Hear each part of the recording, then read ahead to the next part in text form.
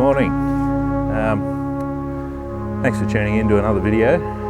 This morning I'm once again down on the shores of Lake Burley Griffin, and there's a beautiful fiery sunrise happening in over to my left, and I thought I'd come down to a spot where I've shot before, and as part of my Red Trees video, which I'll put a link to up the top here. And this morning I'm not focusing in on the trees, but I'm using the reed grass in the foreground as a kind of point of interest in the image. But I've got beautiful still conditions on the lake and some really nice reflections of this sunrise that's happening in behind me. There's also a bit of fog drifting out, or mist drifting out over the water, and so it's adding a bit of visual interest to the image.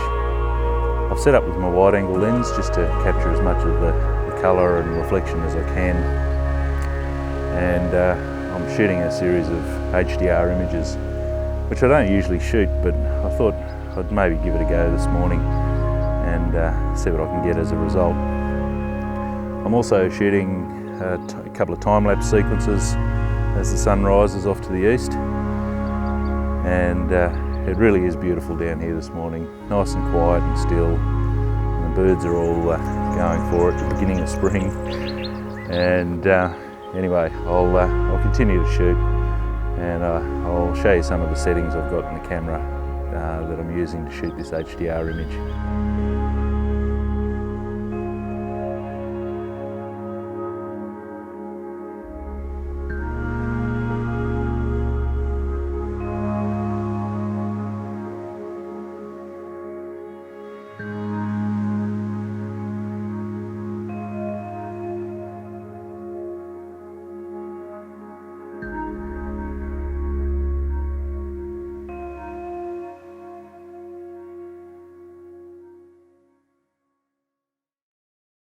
So I've got the camera set up on the tripod, and I've got the image and composition all sorted out.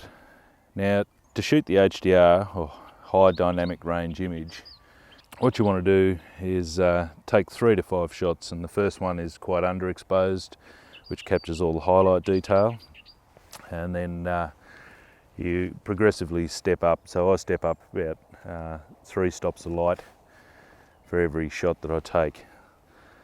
So here I've got the camera set on f11, ISO 100, and my first shot's about 1/30th of a second, and this is ensuring that I'm picking up all the highlight detail without that being blown out. I might actually step that down to 1/50th of a second, and I'll take that first shot now.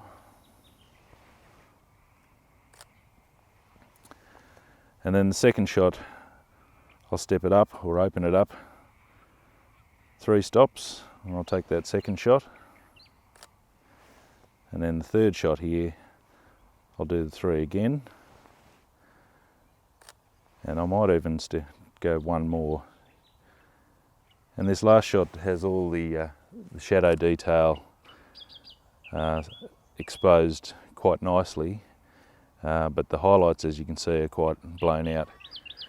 Anyway, in post-production I'll get these images together and I'll blend them all together, and I'll be able to use essentially the highlights from the first image, some of the mid-tones from the second and third image, and then all the shadow detail from the last image or last 2 images that I shot.